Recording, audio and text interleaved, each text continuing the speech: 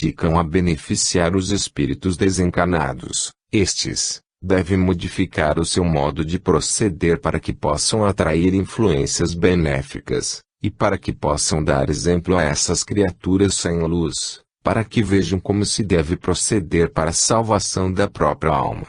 Os que se dedicam às enfermarias e hospitais, onde o passe é elemento indispensável, onde o elemento interior possa beneficiar o doente, se não na alma, pelo menos no corpo, esses também devem ter um cuidado especial com a sua maneira de ser, relativamente à fé, limpando a sua alma de culpas, e procurando quanto possível, na medida do esforço, da capacidade humana, ter o coração em dia com a sua fé, não deixando que ele alimente sentimento contrário à caridade cristã, porque do contrário, não poderão granjear para os seus irmãos as bênçãos de que eles têm necessidade para os seus males físicos e morais. Os que se dedicam à educação da criança, têm também grande soma de responsabilidade não menor, porquanto, eles precisam ter diante dos olhos, constantemente, o exemplo de uma fé sincera. Por que fazemos nós tanta questão para que a infância, depois de uma certa idade, em que a compreensão fica um pouco mais aberta, escute as lições de espiritismo, os primeiros rudimentos de moral, presenciados na fé cristã? Por quê? Porque sabemos que a criança educada na moral de Jesus desde tenra infância, nutre o seu espírito, alimento dessa fé natural, consciência, precisa e clara, que será para o seu futuro sustentáculo nas batalhas da vida. Aqueles, pois, que se encarregam dessa parte difícil da educação do espírito, devem modelar os seus próprios caracteres, para estarem também de acordo com essa religião que se procura ensinar àqueles que sabem menos. A palavra do Cristo diz: sede mansos, porque eu fui manso, sede humildes, sede conformados, amai a verdade e a justiça, não busqueis recompensa do bem que produzirdes, a ninguém torneis mal por mal, não retribuindo as ofensas com igual injúria, antes ao contrário, retribuindo todo o mal que vos possam fazer, com bênçãos provindas de Deus. Esta é a doutrina de Jesus, que o homem qualifica de elevadíssima, de bela, de sublime, de real, de perfeita, divina, mas em cuja execução falha a exemplificação dessa verdade em face do aprendiz. O aprendiz nesta casa quem é? O aprendiz é a infância. Logo, os adultos que procuram transmitir-lhe esse sentimento de verdade e luz, devem edificar as suas próprias almas, no sentido de demonstrarem pelos seus atos, pelas suas ações, aquilo que a doutrina lhes ensina. Do contrário, chegaremos a um resultado, que fatalmente virá, é o do aprendiz poder licionar o mestre, porque a criança, na sua simplicidade, abraça, aceita a fé que se lhe impõe, perfeita, do cristianismo espírita, busca transmiti-la aos atos práticos da sua vida, enquanto que o seu mestre, muitas vezes, elogiando os próprios feitos da doutrina, as suas próprias afirmativas, a sua justiça, a sua lei, falha no seu cumprimento. É preciso, pois, que os condutores, especialmente os que mais de perto se dedicam à infância, não se esqueçam de que as crianças observam, as crianças aprendem, fazem estudos comparativos, dos quais resultam, muitas vezes, para aqueles que devem ser ao menos o seu exemplo, conceitos desfavoráveis. Vamos, pois, meus amigos, meditando sobre essas coisas, conduzirmos-nos todos, nós os espíritos, vós os homens, e vós crianças, dentro da lei que o Cristo traçou. Espiritismo é suficiente para dar a instrução moral necessária para qualquer espírito, habite esse espírito o corpo de um homem, ou o corpo de uma criança. Espiritismo tem para clarear uma parcela de luz que lhe é devida.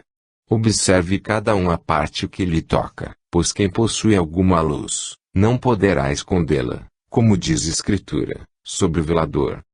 Deus vos ilumine. Spinola. O valor do sofrimento. Meus amigos, paz e luz. Almas que me ouvis, encarnadas ou desencarnadas, Conheceis vós o valor do sofrimento? Sabeis vós compreender o alcance da dor? Almas que me ouvis, encarnadas ou desencarnadas, qual a vossa experiência na existência terrena? Qual a alegria, o grande prazer que vos deu a vida material?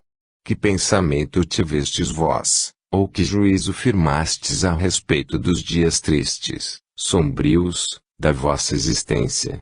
As cruzes dificilmente suportadas, os sofrimentos atrozes, castigando a alma e o corpo. Que conceito tirais vós do porquê destas coisas atrozes que tanto ferem os seres viventes na terra? Alguns, suportando as amarguras terrenas, vacilam na fé, e, muitas vezes, a descrença lhes invade o ser porque a sua fé é tão fraca, qual lâmpada bruxuleante que não lhes dá o alcance visual preciso, para conhecer o proveito daquilo que no momento lhes parece uma tortura. Almas resignadas, aquelas que compreenderam o porquê do sofrimento, quando mergulham no vale da sombra da morte, depressa se encontram nesse mundo reluzente onde a felicidade então lhes vem explicar o porquê de tudo isso.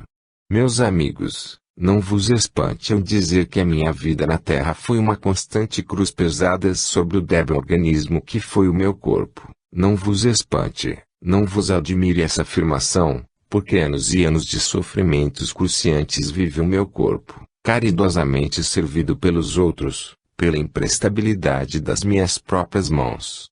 Houve uma época em que eu pensei ser a criatura mais pecadora daquela existência, por haver merecido de Deus tamanho castigo.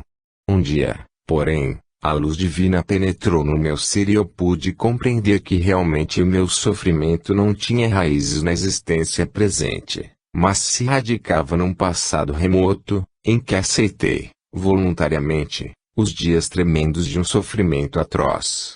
Venho para dizer às criaturas, testemunhas de sofrimentos alheios, bem como aqueles que ainda hoje vergam o peso das suas próprias dores, que aguardem o raiar do sol de justiça, quando seus espíritos libertos da podridão da carne, puderem comparecer no além luminoso, pela suprema razão de todas as coisas. Lembre-se aqueles que padecem física, moral ou espiritualmente, que a justiça de Deus não pode errar, e que essa justiça imanente está sempre aliada a uma caridade que não diminui, pelo contrário, exalta, porque essa ideia compensadora da caridade aliada à justiça, deve entrar no entendimento humano para explicação daquilo que parece inexplicável. Houve há bem poucos dias, na Terra, um sofrimento dessa espécie, e quem o presenciou, me escuta neste momento. Houve uma criatura sofredora, de tal maneira padecendo em seu corpo, que só tinha um pequeno alívio, quando o espírito liberto, em transporte, compreendia a altura o que ia ascender por esse sofrimento, fazia sangrar o coração daqueles que o presenciavam, dia e noite. Pois bem, aguardai um pouco mais, tende um pouco de paciência e sabereis desse próprio espírito, a sua situação atual. Deus não falha nas suas promessas, Deus eleva o humilde, quando esse humilde se submete à sua prova com resignação, com confiança e sem abalo da sua fé. Essa recompensa eu a tive, não pensei nos dias passados naquela terra do norte, em que meu corpo se transformou quase num esqueleto infantil, que pudesse mais tarde, livre daquelas dolorosas penas, presenciar as doçuras do infinito que hoje enchem de alegria todo o meu ser. Por isso digo com a alma nos lábios, com expressão da verdade nessa manifestação sincera, de criminoso sanguinário de outro tempo, daquele que não sabia respeitar a dor alheia, para quem os cabelos brancos nada significavam, para quem o alvorecer da existência da criança era completamente indiferente, para quem a virtude da donzela não merecia o mínimo respeito, desse espírito criminoso, resgatado por aquela prova, de que só alguém aqui pode dar notícias, resultou este espírito feliz, que hoje dá graças a Deus por esse sofrimento que transportou a sua alma à verdadeira felicidade. Por isso digo a todos os que me ouvem, auxiliai os que sofrem com as vossas preces, com o vosso conforto, e quando a dor bater à vossa porta, ferindo cruelmente o vosso corpo. Ah! Meus amigos, É que Deus está se lembrando de vós, fornecendo a escada por onde subireis à glória que vos espera, a glória de poder servi-lo em espírito e verdade. Para que declarar-vos meu nome? Ninguém me conhece, só um, e esse já sabe quem falou. Mescla de alegria e tristeza. Amigos e irmãos, desça sobre vós a paz do Senhor Jesus. Meus amigos, a vida na Terra não tem solução de continuidade. Ora uma parte dela se desenrola no espaço, ora no cenário terreno, em face dos homens que sabem crer. Meus amigos, para qualquer dos dois planos da vida a crença é uma necessidade. Só ela ampara o indivíduo diante das interrogações que a inteligência lhes faz, diante dos abismos que a prova lhe cava aos pés, diante da insuficiência do seu próprio saber perante a imensidade infinita. Meus amigos, a vida foi dada por Deus, e nenhum homem a deve menosprezar. Corram os dias felizes, no cumprimento do seu dever, no adiantamento do seu espírito, ou corram esses dias, no desenrolar das provas, e, ainda assim, são elas o desenvolver do seu espírito. Meus irmãos, louvemos a vida, seja qual for a cruz que ela nos põe aos ombros. Quem pode viver na terra sem dar graças a Deus, pelos dias luminosos da existência, pela felicidade efêmera que vive nos lares? Quem pode viver sem dar graças a Deus, até pelo sofrimento? O sofrimento, foi dito há bem poucos dias por alma que o conhece de perto, é a escada por onde sobe o espírito, para ganhar a luz da eternidade. Por isso quando um dos nossos seres queridos dobra mais uma página da vida, para ganhar uma nova etapa, nós também nos associamos a esse fato, bem dizendo um passado bem empregado que se foi, esperando um porvir mais proveitoso, ainda mais perfeito, mais aproximado de Deus, mais uma realidade na crença, na verdade e na esperança. Meus amigos, há datas, perante o mundo, que passam como efemérides, mas a verdade é que um marco que se finca mais na vida de uma criatura humana, representa mais uma folha da vida que se virou e, ao mesmo tempo, uma nova que alvorece. Os espíritos, meus amigos, são criaturas formadas por Deus à sua imagem e semelhança. Felizes aqueles que, vindo à Terra, compenetram-se da verdade que é que os trouxe, e procuram desempenhar a sua tarefa, cumprindo as suas obrigações. Felizes aqueles que, não obstante as tristezas da vida, não obstante as provações dolorosas da terra, ainda têm esperança no sol de justiça, que para todos brilha na eternidade. Por isso eu digo, meus amigos, vós tendes hoje mescla de alegria e de tristeza, alegria por um lado, e tristeza por outro. Mas eu vos digo, todo sentimento puro deve ser oferecido a Deus, todo sentimento suave e verdadeiro, Deus vê do alto da sua glória e o aceita com boa vontade. Não lamenteis os que partem, quando esses têm sabido cumprir os seus deveres. Há criaturas que, ao partir se sentem bem mais felizes do que quando palmilhavam o chão ingrato da terra. Meus amigos, e meus irmãos, neste momento em que as nossas almas se associam a essa mescla de alegria e de tristeza que hoje empolga o vosso ser, eu venho também para dizer, nós nos associamos, nós vivemos mentalmente com todos. E para aqueles mais provados na vida, aqueles que precisam de uma esperança, aqueles que precisam de um consolo, aqueles para quem a fé é o alicerce da sua existência, mas que ainda assim se sentem desolados, para esses, esta palavra, o dia que passa, não volta mais, a dor que se foi, não torna, pois, que ela seja proveitosa, que essa dor, que essa aflição lapide, burilhe os caracteres, para que eles possam tornar-se limpos, claros, brancos como a neve. E mais tarde, quando o porvir auspicioso surgir, que eu possa também, como espírito liberto que sou, receber nos meus braços, criaturas que me foram amigas na terra, que me foram estremecidas ao coração e por quem suspiro até o dia em que o Senhor quiser tornar uma realidade essa passagem. Mas, daqui até lá, há muito o que fazer, na terra, daqui até lá, ainda muitas lágrimas a verter. Daqui até lá, ainda se fará sentir o peso da cruz.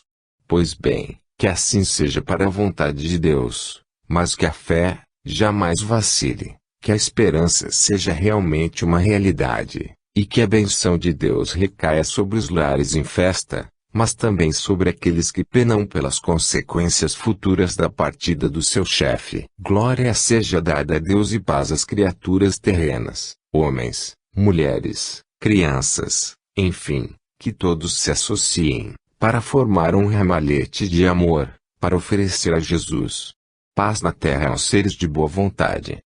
Alfredo Barcelos. Oração.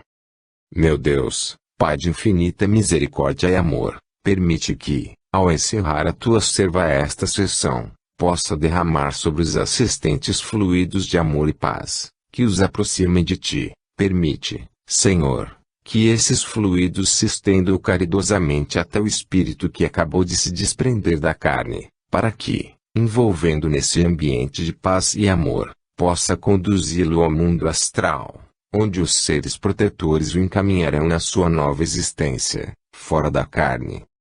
Senhor Deus, olha favoravelmente para essa congregação, neste momento em que todos colaboram com os espíritos do além para a prática da caridade na terra.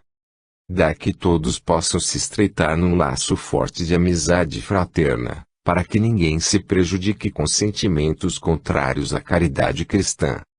Permite, Senhor Deus, que, diante desse quadro da vida, encontraste, tristeza e dor, outro, alegria serena, possa o homem fazer um estudo do que é a felicidade na terra, felicidade transitória, felicidade que passa como vento, felicidade que só é estável, perene, inabalável, no mundo em que vivem os espíritos.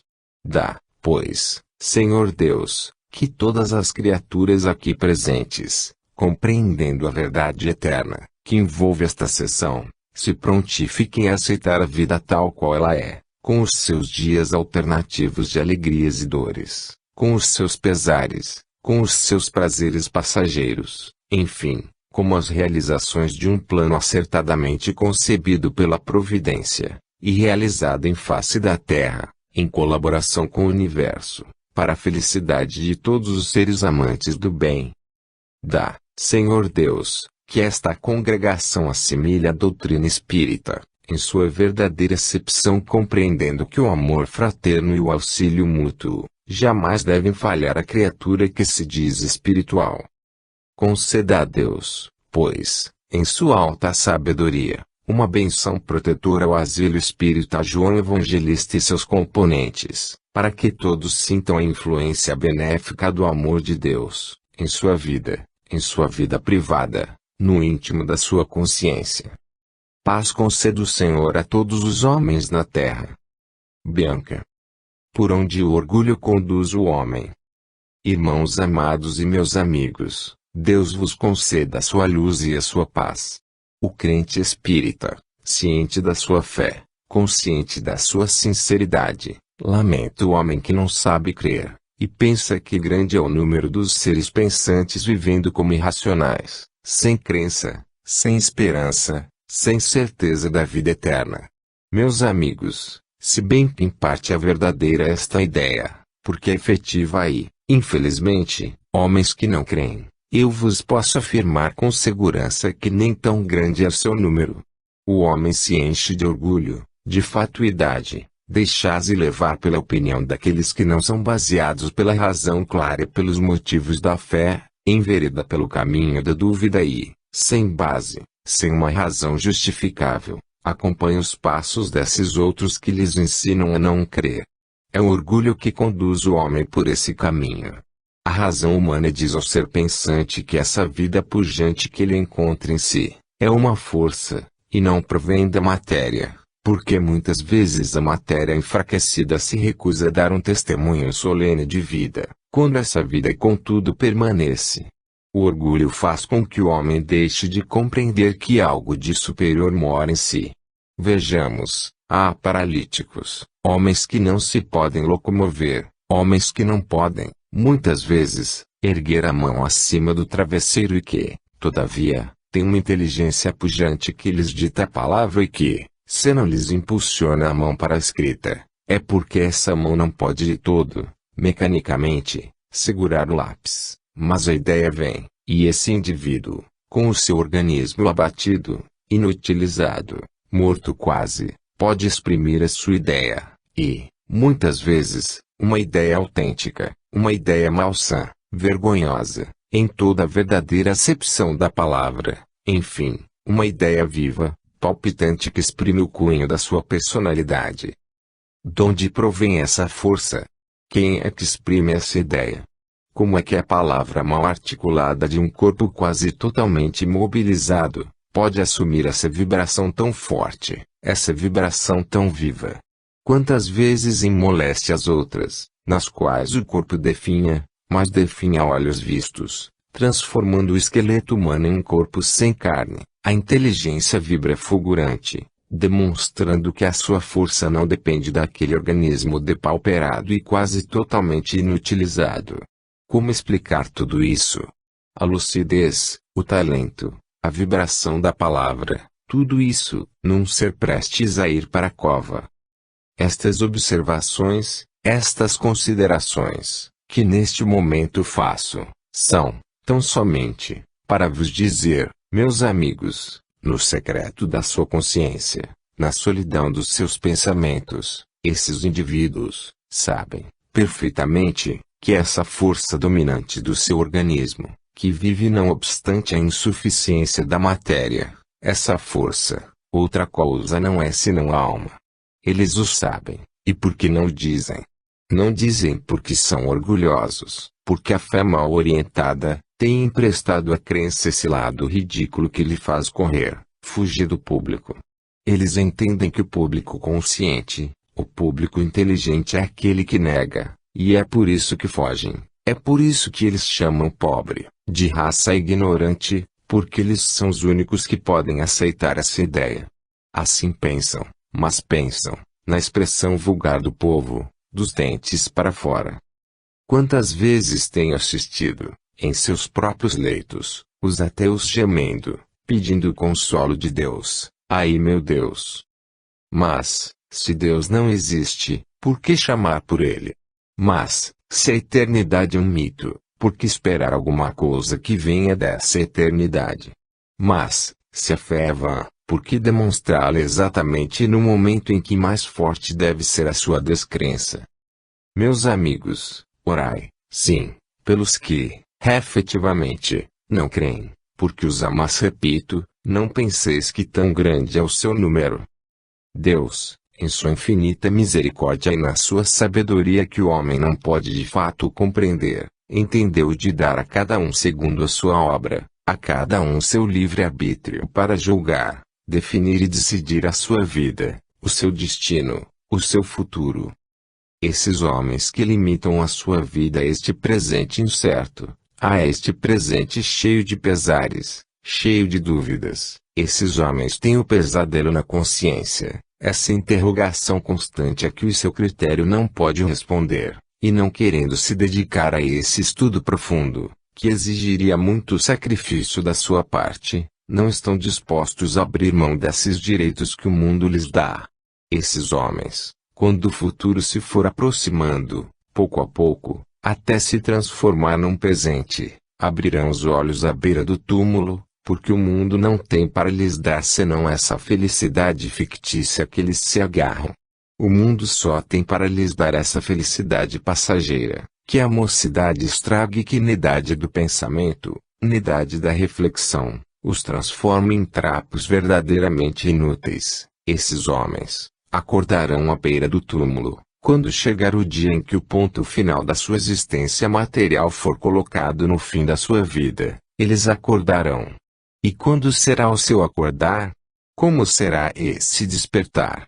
Muitos, no leito de morte, buscam um conforto fictício na palavra de outro homem, que lhes vem falar dessa vida de além-túmulo, com promessas enganadoras de um céu que não aparece. E eles ouvirão as palavras desse homem que é tão homem, tão pecador como eles foram. Esse homem lhes ministrará os socorros últimos de uma religião falida. Esse homem assistirá, talvez, o último suspiro da sua existência, o último bater do seu coração, a última pulsação deste músculo abatido em cuja vida efêmera eles confiaram. Esse homem os acompanhará até que os seus olhos cerrem-se, cílios que não se erguerão mais, e o espírito voará. Será que esse homem de vestes sacerdotais, assumindo responsabilidade acima da sua capacidade moral, poderá guiar os seus passos além dessa noite escura, onde ele, forçosamente, terá de ingressar? Será? Não. Esse homem voltará para sua igreja, despirá todo aquele fardamento pesado que é o símbolo de uma religião que falece. Esse homem voltará e ele seguirá sozinho. Como seguirá? Por um caminho que não conhece, porque não quis conhecer a tempo. Por isso, Espiritismo vem para dizer ao homem: não há nada de ridículo, meus amigos, em saber compreender, não há nada de vergonhoso em procurar estudar as leis de Deus e submeter-se a elas, não há nada, absolutamente, de humilhante, em humilhar-se à presença do Onipotente. Há, sim, a obediência de um filho contrito que espera de seu pai o bem que o seu amor lhe faz. Assim, a certeza de uma vida melhor, quando esse espírito se libertar dessa fraqueza, que é esse corpo de carne, quando esse espírito, revestido da túnica da sua fé, vem dizer: Senhor, eis-me aqui. Nada fui, nada sou. Mas trago a minha fé, dentro de mim. Aqui estou. Então sim, o dia raiará. Meus amigos, Espiritismo é um estudo, é uma filosofia, é uma crença, é uma ciência. Procurai por todos estes pontos e enriquecereis os vossos espíritos. Quando chegar o dia da vossa partida, estareis absolutamente tranquilos, não precisareis de criaturas vestidas de roupagens da terra, cheias de pedrarias, de ouro, para simbolizar diante de vós a humildade do Cristo. Estola bordada a pedras preciosas, enquanto a alma é podridão. Deus vos guarde de pensar de maneira de ver se mantenha sempre limpa e pura a vossa fé. Sarto. Conselhos aos médiuns. Deus seja louvado nesta casa. Meus amigos, quando ouço falar em ciência, quando ouço falar em religião, eu, que gastei grande parte da minha vida em pensar em religião, buscando assimilá-la, dela tirar proveito para mim e transmiti-lo aos outros, repito o que disse há muitos anos, no torrão onde nasci: a verdadeira ciência, a verdadeira caridade, se encontra nas páginas dos Evangelhos de Jesus. O homem que não estuda ou que não reflete sobre estas coisas entende que a religião é a única coisa que o Evangelho exprime: fé e caridade. O Evangelho tem muita ciência, a ciência de Deus está também impressa nas suas páginas. É verdade que a filosofia espírita transparece nos ensinamentos de Jesus, mas também a ciência de Deus está impressa nos Evangelhos. Vemos o Cristo usando meios, pode-se dizer que humanos, para sarar doentes. Quantas vezes abriu ele os olhos dos cegos, procurando fazer lodo na terra, para untar com esse lodo as pálpebras daqueles que não enxergavam, obtendo um resultado feliz. Quantas vezes Jesus curou assim, querendo dizer que há remédio para ser colocado no lugar enfermo. Ele, que poderia fazer apenas pelo olhar, apenas pela imposição da sua vontade, muitas vezes lançou mão desse meio, para provar a necessidade do indivíduo cumprir à risca aquilo que se lhe mandava fazer para o bem do seu corpo. Também ele deu testemunho da lei mundana, mandando que o leproso se fosse mostrar ao sacerdote, como era costume naqueles tempos, sarando alguém, tinha de se mostrar ao sacerdote, para poder ter licença de andar entre os outros homens. E Jesus ordenou que assim fosse feito. Espiritismo tem perdido muito em seu terreno, terreno que será depois recuperado, pela pregação sistematicamente fanática do grande número dos seus adeptos. As comunicações, que descem do além, devem ser examinadas, vistas, relidas, observadas e estudadas, para que se veja se os seus princípios estão realmente de acordo com os princípios evangélicos onde Jesus deixou impressa sua vontade. As comunicações banais, que não têm um interesse espiritual, que vêm tão somente para satisfazer este ou aquele, são comunicações de momento, e muitos médiuns gastam a sua mediunidade inutilmente, procurando satisfazer esse ou aquele, que tem um ideal restrito ao seu meio, que não visa o bem do próximo, e que quer tão somente falar com os seus.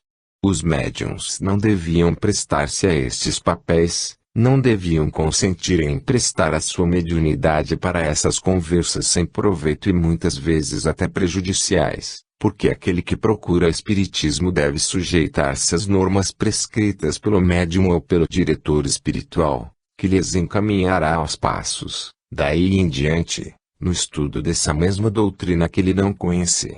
Mas vir para impor, para dizer, quero que F fale, desejo a presença de S, quero que F, que nasceu em tal hora e que em tal dia completará tantos anos de falecido, venha aqui falar, para eu ouvir, porque, se me satisfizer e eu ficar impressionado, trarei S, que também deseja muito ouvir. Isto se dá diariamente, meus amigos. Nem penseis o contrário, diariamente.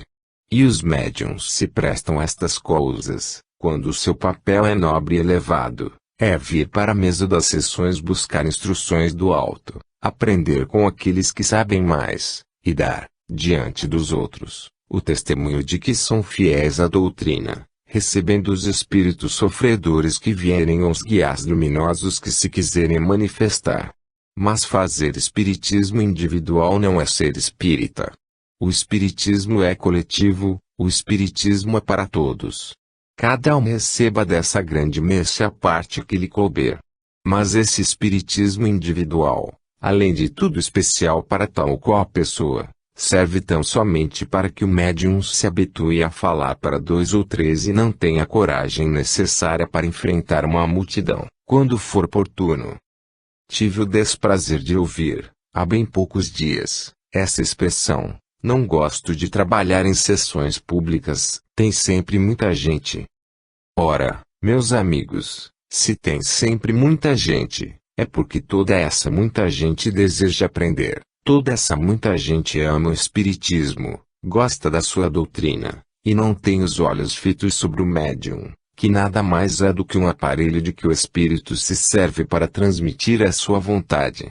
Ninguém vem à sessão espírita para aplaudir médiuns. Vem-se para saber o que o espírito disse. O médium é tão somente fiel ou infiel, nada mais. Logo, não deve o médium acanhar-se de ser visto ou ouvido diante dos outros, que vem tão somente pensando no espírito, e não no aparelho que o serve. Essa é a verdade. Meus amigos, vós deveis, de agora por diante, zelar um pouco mais pelos vossos médiuns. Se não o fizerdes, tereis muito que lamentar dentro de muito pouco tempo, e, deixando, tendes que esperar um pouco. Cuidai dos vossos médiuns, preparai-os convenientemente, e fazei-lhes ver que os espíritos têm necessidade dos seus serviços para as comunicações edificantes, para as demonstrações práticas, para, enfim, a propaganda espírita e a caridade para com os sofredores, na terra e no espaço. Esta é a verdade que vos vim dizer, mas se vos desgosta a minha palavra, paciência. Devo dizer segundo penso assim, acho que o trabalho mediúnico fora das horas das sessões é improfícuo, trabalho mediúnico feito em sessão coletiva é proveitoso, pela assistência espiritual que o preside. Casos especiais de passes em doentes, a domicílio, naturalmente que estão fora de regra, são exceções. Mas as exceções não formam regra. Os trabalhos mediúnicos que não são feitos à frente das sessões para serem feitos às ocultas, que proveito podem trazer? Nenhum. É tão somente um meio de explorar a mediunidade e o médium sentir-se mais cercado. Ora, meus amigos, vamos corrigir estas coisas, aprender e procurar edificar o nosso espírito dentro da verdade, dentro da lei de Deus. Spinola. A fortaleza na fé espírita. Meus amigos e meus caríssimos irmãos, eu vos desejo a paz serena que vem do Cordeiro Imaculado de Deus.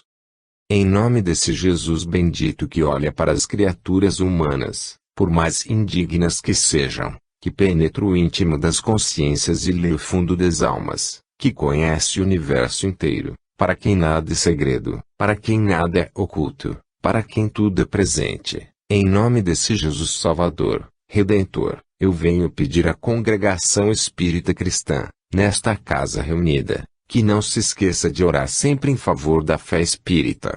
Vós costumais, e fazeis bem, caros amigos, orar sempre pelos sofredores e pelas almas descrentes, aquelas que não têm fé em Deus, aqueles que negam a existência do Onipotente, aquelas para quem as maravilhas da natureza não significam o testemunho do poder divino, aquelas que sofrem, na matéria, maldizendo o dia em que nasceram, aquelas que não sentem em si a vibração patente da alma, em cada arranco do passado, em cada gemido, em cada sofrimento. Vós orais por todas elas e fazeis bem. Não devemos esquecer aqueles que, podendo estar no sol, que é a justiça, procuram a sombra que é a dúvida.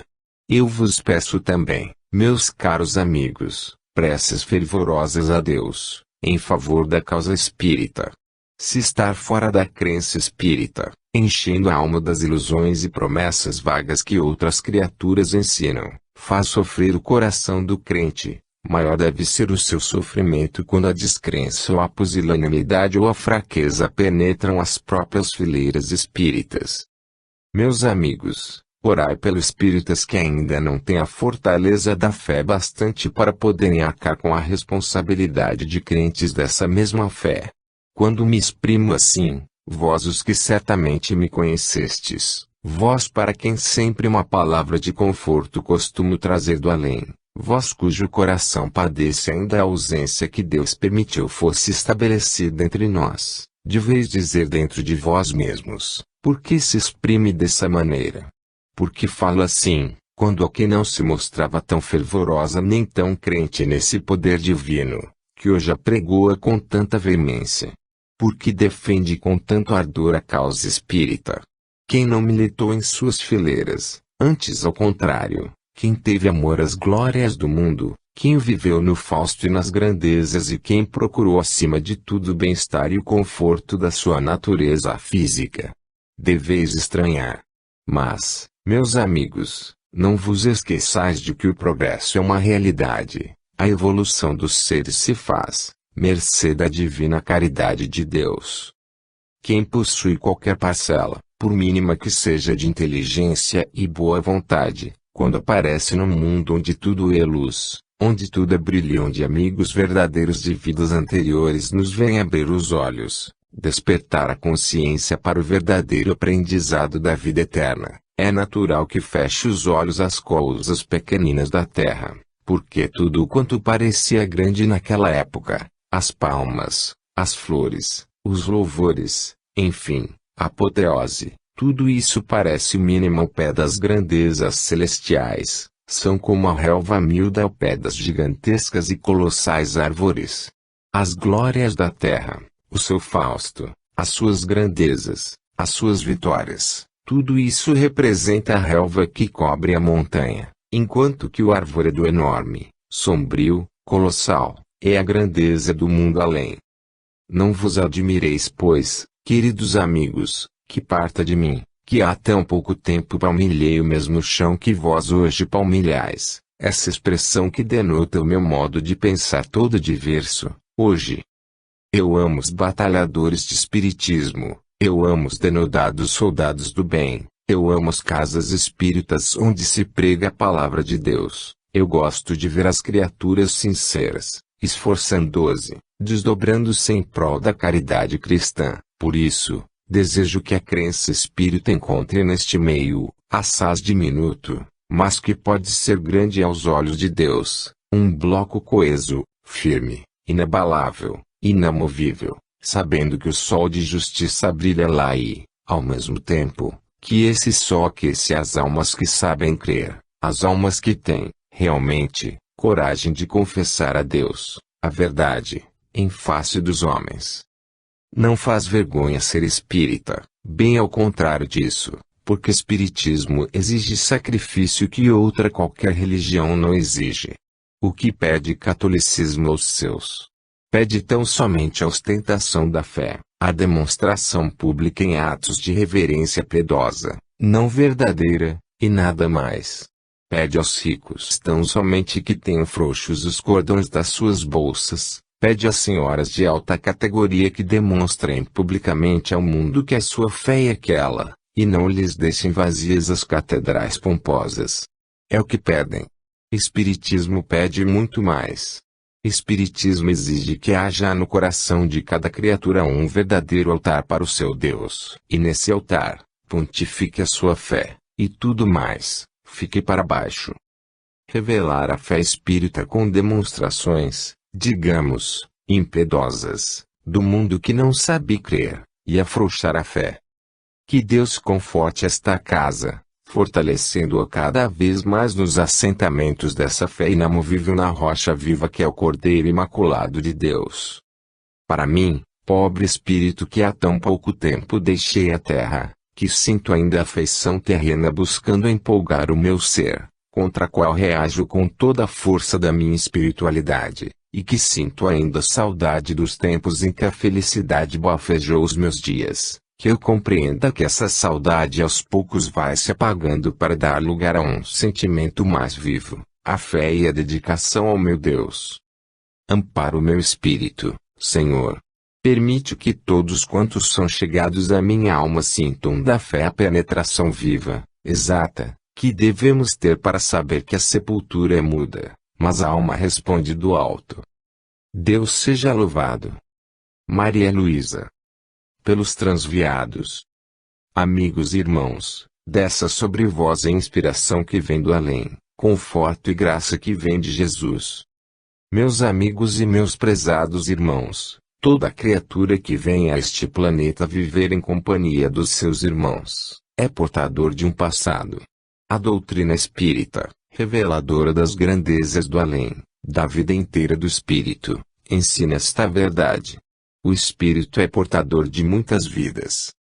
Quantas criaturas, modestamente vivendo para sua família, com encargos dados por Deus, constituídos por leis, veem subitamente sua felicidade nublada por um desses acontecimentos imprevistos da terra, que transformam uma existência, que perturbam um presente, sacrificam, por vezes, um futuro. Tudo isso tem origem nesse mundo incognoscível, onde a mente humana se perde em conjecturas, buscando a razão de ser de todas as causas prementes de angústias, torturantes de dor. Há remédio, porém, para todos os males, se houvesse remédio para as chagas físicas do corpo, tão seguro quanto há para as dores morais, a ciência teria caminhado muito. A verdade é, porém, que a fé no Cristo do Senhor, a confiança em Jesus, dulcifica as taças mais amargas da vida. Almas sofredoras, vós que tendes bebido gota a gota o fel de todas as dores, que tendes sorvido a amargura, ingratidões, das criaturas mais amigas, mais estremecidas ao vosso coração, sabei, em Jesus se encontra a gota do mel que adoçará o cálice da vossa existência. Buscai na solidariedade humana, no convívio das almas caridosas e boas, o consolo para os males presentes, aguardando a recompensa serena do futuro. Lastimais os que erram, aqueles que são os verdadeiros espinhos em que feris os vossos pés. Lamentai as criaturas desviadas da senda do bem, atraídas pelo laço que vem da treva, apanhadas qual feras em tocaias, para ficarem subjugadas, dominadas por essa força que não sabem repelir e que cada vez as subjuga mais. Lamentai-as. São vítimas disfarçadas em algozes. Sim, eles são as verdadeiras vítimas, porque não sabem se defender dos golpes lançados pela treva. Para o mundo são algozes, são eles que sacrificam as esposas, que esquecem o amor filial, que esquecem o cumprimento dos deveres para com a sociedade, e que se enxovalham na opinião do público, que não disfarça o seu tédio, o seu enojamento pelos seus atos pouco decentes. Para o mundo eles são algozes, Mas para nós, os que habitamos o mundo onde se vê a origem de tudo, onde se compreende a razão de ser de todas as coisas, são eles as verdadeiras vítimas, porque, indefesos, se lançam nos braços do espírito da treva. É preciso muita fé, muita energia, para salvar os seres terrenos predispostos ao mal, para poder arrancá-los, muitas vezes contra sua própria vontade, do abismo em que se lançam. Quando se consegue, quando se liberta uma dessas presas do infortúnio, é de ver a alegria que reina no além, porque, diz a palavra sagrada do inspirado Mestre, há mais alegria no além pelo arrependimento de um pecador, do que pela entrada de 99 justos que não necessitam de arrependimento. Lembrai-vos, porém, meus caros irmãos, e, sobretudo, vós, minhas irmãs, que sois as verdadeiras sofredoras na terra, almas que viveis, muitas vezes, desconhecidas dos entes que vos cercam, lembrai-vos da palavra de Jesus, na parábola sublime das 99 ovelhas. Dizia o mestre sábio, bom, humilde e verdadeiro, 99 ovelhas há presas neste curral. Eram 100. Onde se encontra outra? Extraviou-se, anda balando por aí além, pelas montanhas alterosas, pelas selvas cheias de espinhos, pelas matas, em risco de ser apanhada pelas feras, enfim, pelo desconhecido que é a escuridão. O pastor, muito embora podendo ir repousar, porque 99 estão seguras, livres das garras do lobo, não pode descansar. Ele se lembra que se aquelas estão seguras no redil, a outra periga por esse mundo além. E lá se vai o pobre pastor, caminhando, buscando, procurando, até encontrar a ovelhinha perdida que se encontra nas matas, transviadas, e ao encontrá-la, toma sobre os ombros e atrás satisfeito de tê-la achado. E ele que volta. Os pés gotejando sangue, a fronte cansada de suor, o peito ofegante de fadiga, a respiração opressa. E traz a ovelhinha, cambaleando sobre o seu peso e a repõe no meio das outras. Agora sim, são 100, não falta mais nenhuma. E a imagem fiel do que se deve fazer para com o filho, o esposo, o irmão, o amigo que se encontra transviado da linha do bem. Nunca esperar que jamais volte. Confiar sempre no pastor amigo que, sem dúvida, está a procurar a ovelha transviada. Traze-a, Senhor, traze-a para a luz. Seu filho, que volte para os braços da sua mãe, seu pai, o chefe da família desvio dos seus deveres, que venha assumir as rédeas da sua direção, se é um esposo, que volte ao seu amigo, se a filha, ó Senhor, que venha enquanto não mancha a sua pureza, mas que volte para o lar paterno. Procedei assim, meus irmãos, e não vos esqueçais de que os espíritos tenebrosos, aqueles que não conhecem a luz, são dignos de lástima, porque praticam ações tão feias, tão negras, que ferem o coração daqueles que não pensam como eles. Deus ampare todo sofredor, Deus dê à mulher, essa heroína do bem, criatura fadada por Ele próprio para arcar com as cruzes mais pesadas, a consolação da sua graça divina, e que possamos dizer com a verdade nos lábios, com o amor no coração, que Jesus habita o coração da mulher. Deus seja louvado. Alfredo Barcelos. O espírita deve compreender a caridade. Amigos e irmãos, eu vos desejo a paz que vem de Jesus. Meus amigos, tema assaz disputado entre os espíritas, entre os católicos, com a primazia dos melhores, é o tema da caridade cristã. Quem diz espiritismo ordinariamente diz caridade, porque o espiritismo um outro fim não visa do que a caridade pregada por Jesus. No entanto, não obstante tantas vozes do alto terem proclamado a excelência da caridade, a começar por Paulo, o grande apóstolo aos gentios, o mundo espírita, o mundo cristão, ainda não compreende o verdadeiro sentido dessas palavras, que tanto exprime. A caridade, tão discutida, tão apregoada pelos homens, não é por eles compreendida como já poderia ter sido, porquanto o Evangelho de Jesus é claro, é explícito, e diz perfeitamente o que significa ser caridoso. Entre os espíritas, é de mais rigor esperar-se a compreensão dessa virtude. Quem tanto recebe, quem tanto vê abrirem-se as bênçãos do céu sobre a sua cabeça, quem sente a beneficência do alto, beneficiando a si, a sua família, a sua fé, os seus amigos, poderia, melhor do que outra criatura humana, aperceber-se e assimilar o sentido verdadeiro dessa palavra. No entanto, pregadores sobem as tribunas espíritas, para falar sobre a excelência da caridade, entre as três principais virtudes, em discursos prolongados, retóricos, no intuito de fazerem o povo compreender bem que fora da caridade não há salvação. E este lema sacrossanto, algumas instituições espíritas o têm escrito nos seus estatutos, impresso nas suas fachadas, enfim, como se fosse, por assim dizer, o lábaro pelo qual todos se debatem, em favor desse grande princípio. Mas o comum que se vê não é isso, polêmicas, pelos jornais, questões religiosas, que vêm ferir de fundo o princípio básico do cristianismo, palavras proferidas com o intuito positivo de ferir o que o seu irmão tenha de mais sagrado, enfim, tudo quanto se possa esperar de pessoa não crente. O crente espírita fala, diz, executa, na face do mundo cristão. Agora mesmo se agita, pela imprensa, forte polêmica, ferindo a caridade profundamente em seu alicerce.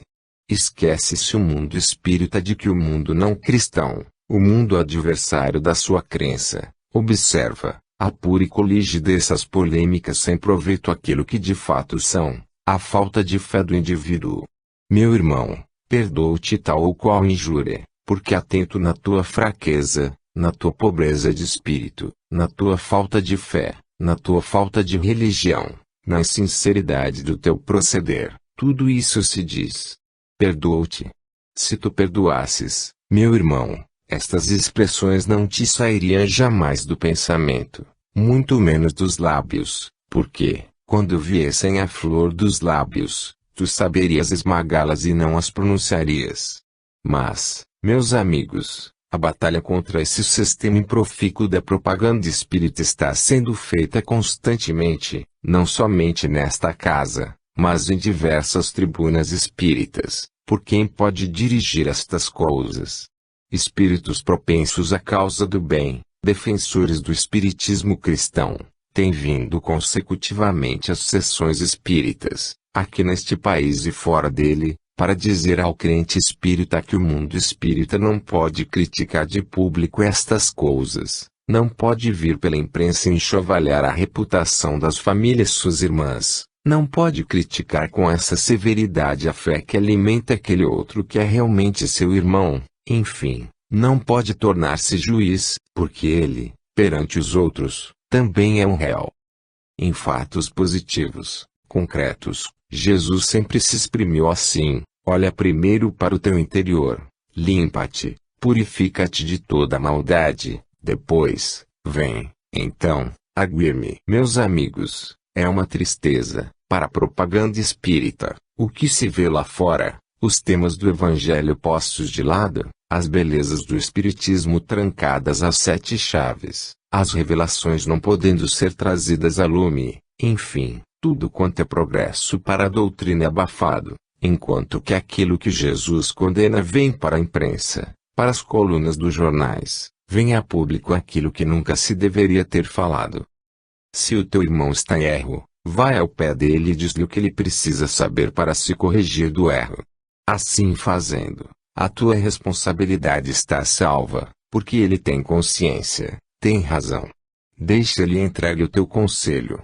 Se lhe der execução, tanto melhor; se não der, a responsabilidade não te cabe. Mas trazer os seus defeitos, para os outros conhecerem, espalhando, propalando, servindo de arauto à propaganda do mal, dos defeitos alheios, pode ser tudo, menos caridade. Após esse ato indigno, que revolta e que denota o caráter da pessoa não espírita, porque isso não é ser espírita, vai o indivíduo e pratica o ele chama o ato de caridade, dando esmola a um pobre. Mas, Com aquele níquel, o pobre vai comprar o pão que alimenta o corpo, tem necessidade dele. Envenenaste a palavra espírita, prejudicando a fé do teu irmão, serviste, portanto, de escândalo. Meus amigos, são observações que faço, porque vejo, porque olho, porque observo a conduta dos meus irmãos, e não só aqui como em muitas agremiações eu próprio tenho descido para dizer estas coisas. Poupai a vida, a reputação dos vossos semelhantes, aquilo que estiver em vossas mãos corrigir fazei-o de boa vontade, mas não vos façais clarins, trombetas da propaganda dos defeitos alheios. Corrija-se a imprensa espírita, modere-se o seu ardor atrabiliário, e procure-se implantar a fé em Jesus, pacífica e mansa, como ele próprio a implantou. Os apóstolos do bem têm a obrigação de seguir os passos do Divino Mestre. Tudo quanto Jesus reprova é preciso pôr de lado. Ao próprio Pedro ele disse, mete a espada na bainha. Logo, qualquer ato violento, qualquer palavra injuriosa, está fora da lei do Cristo. É bom que saibais, para que, quando, lá fora, vos tocarem sobre este assunto, que revelam tão somente a vontade de lutar pela palavra, na impossibilidade de lutar pela força física, possais repelir, não dando pasto a essas conversações indignas, que rebaixam o caráter, aviltam e enodoam a própria doutrina, porque fazem propaganda daquilo que Jesus manda perdoar. Deus vos ampare, Deus vos proteja, e permita que, dentro do asilo espírita João Evangelista, os moldes sejam bem diversos. A paz do Cordeiro de Deus fique com todos vós hoje e sempre. Bittencourt Sampaio. A compreensão real da vida eterna. Meus amigos, paz, quanto é doce, quanto é confortador, para a alma, entreter-se em meditações sobre as coisas transcendentais, que dizem respeito à vida do além. Quanto a alma se enche de ensinamentos profundos. Quanta resignação baixa desce além, para a criatura humana, fazendo-a conformar-se com as tristezas da vida terrena e dando-lhe a certeza de um futuro melhor. Meus amigos, nunca é demais repetir-vos que a vida transitória da Terra nada mais é do que o percurso de uma existência que encaminha o espírito para mais perto do seu destino. O homem realiza a vida terrena como se fosse uma coisa definitiva, uma estadia perene, que, uma vez acabada, está acabada. Este pensamento prejudica a compreensão real da vida eterna. A vida, meus amigos, principia em Deus.